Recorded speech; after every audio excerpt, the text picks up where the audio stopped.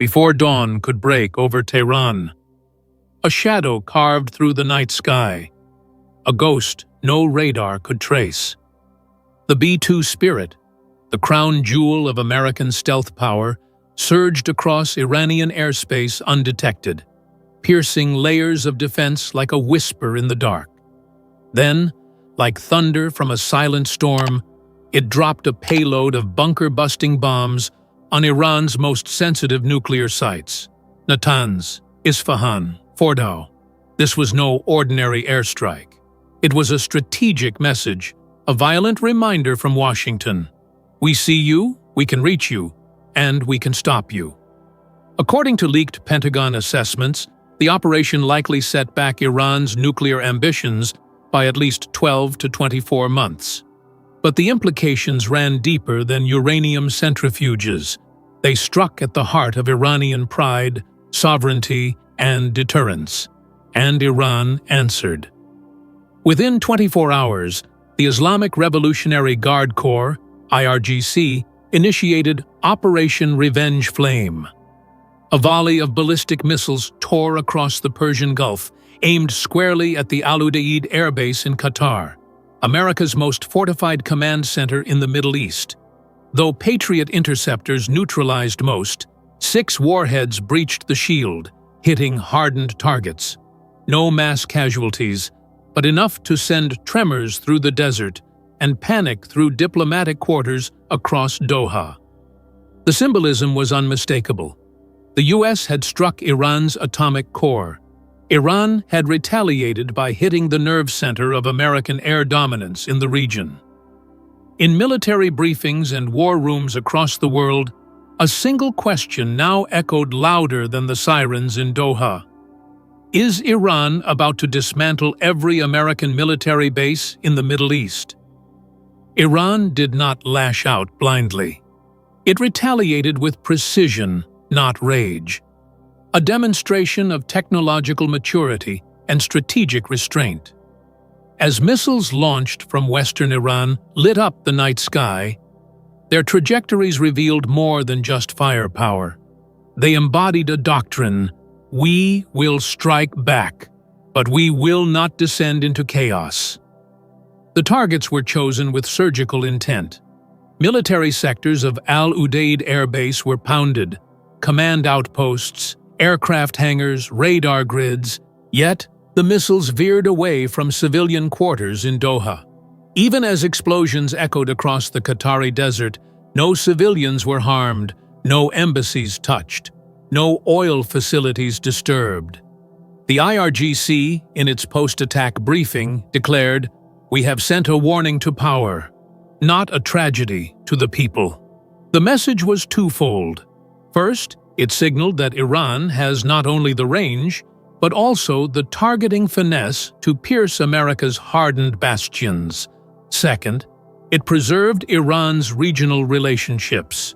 Qatar remained an ally, not collateral. Behind the roar of rocket engines lay an invisible hand of diplomacy, calculating every risk, every trajectory. Western analysts quickly noted the sophistication. The missile barrage used Fateh 313 and Zulfiqar variants, short to medium range systems with advanced inertial guidance. Launched in tight salvos, they tested the limits of Patriot PAC-3 interception, and a few found their mark. The symbolism was chilling. Even under American technological superiority, Iran can strike through the cracks. This wasn't just a response, it was a strategic signature. Iran showed it could draw blood without provoking all-out war. In war rooms from Tel Aviv to Washington, generals had to revise one assumption: Tehran doesn't just retaliate, it calculates.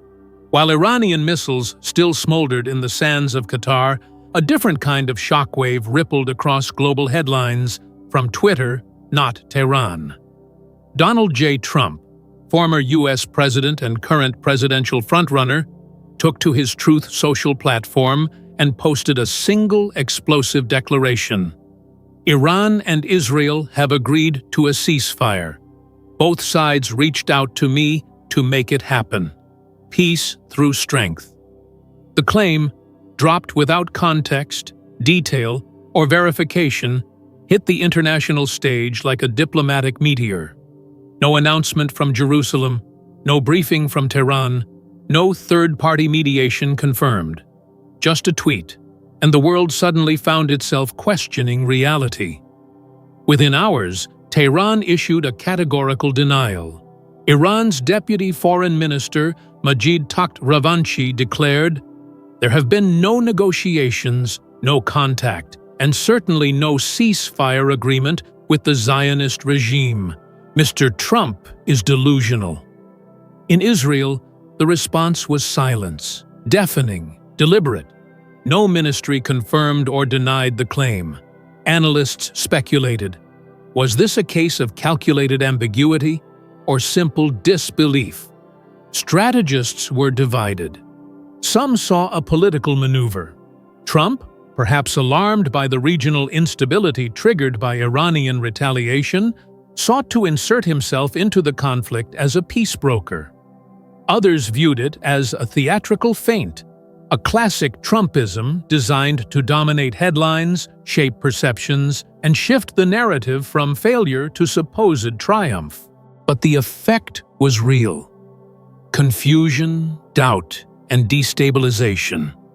Trump's words, unsupported by fact, created a fog over already tense battle lines. In a war where missiles carve messages into concrete, Trump attempted to redraw borders using only words. Was it genius diplomacy, or just fiction dressed as foreign policy? Was Donald Trump's ceasefire claim a masterstroke of crisis diplomacy, or merely the latest scene in his long-running geopolitical theater? In a conflict where missiles speak louder than ministers, Trump's tweet introduced a strange silence. The kind that clouds decision-making, injects ambiguity, and forces adversaries to hesitate, even if just for a moment. Some analysts suggested it was a deliberate misdirection. By fabricating a ceasefire narrative, Trump might have sought to calm markets, already rattled by Iran's retaliation, delay further Iranian escalation by projecting a fictional de-escalation, or position himself as the singular figure capable of brokering peace, even when out of office. The theory? A psychological operation, not unlike Cold War disinformation. Test the adversary's reactions, sow confusion, and potentially shift momentum on the information battlefield. Others, more critical, framed it as classic Trump showmanship, deploying spectacle over substance, inserting himself into a crisis to bolster his own legacy. With the 2024 campaign looming, the image of a peace-dealing statesman might prove politically irresistible, even if fabricated. But Tehran didn't flinch. Their flat rejection, delivered swiftly and with rare diplomatic clarity, suggested they saw through the ruse. Israel's silence, meanwhile, hinted at discomfort, an unwanted spotlight, an unsolicited alliance. In Washington, the reaction was mixed. Pentagon sources denied any back-channel talks. The State Department remained mum. Ultimately, the ceasefire claim served one purpose: to distort the strategic narrative. It didn't reduce tensions, it blurred them. It didn't negotiate peace, it pretended one existed. In a region on the edge of combustion, the most dangerous weapon may not be a missile, but a lie that looks like hope. The American military footprint in the Middle East is not invisible. It is etched across the desert sands, stitched into coastal installations, and embedded within strategic choke points. There are at least 19 major U.S. military sites scattered across the region, each serving as a node in the web of American power projection. Al Udeid Air Base, Qatar, the beating heart of CENTCOM's air operations, hosting more than 10,000 personnel, long-range bombers, aerial refueling fleets, and surveillance aircraft. Iran's recent strike made it clear. even the nerve center can bleed. Bahrain, home to the Fifth Fleet, where some 9,000 U.S. Navy personnel oversee maritime operations in the Persian Gulf. But Bahrain's proximity, just 120 miles from the Iranian coast, makes it more exposed than ever. A few well-aimed ballistic missiles could bring the naval hub to its knees. Kuwait, Ali Al Salam Air Base, and Camp Arifjan represent America's ground logistics lifeline. Tens of thousands of troops and armored assets flow through these installations, fueling operations in Iraq and Syria. Their geographic closeness now looks like strategic vulnerability. Saudi Arabia, Prince Sultan Air Base anchors Patriot missile batteries, fighter squadrons, and refueling tankers. Its defense systems are advanced, but so is Iran's growing arsenal of precision missiles and loitering drones. UAE, Al Dhafra Air Base supports drone fleets and F-35 stealth fighters. It also lies within range of Iran's mid-tier missiles, a calculated target if Tehran wants to challenge U.S. air dominance symbolically. Iraq, Syria, Jordan, Egypt, Turkey, these form the broader ring, encircling Iran, yet paradoxically concentrating American exposure.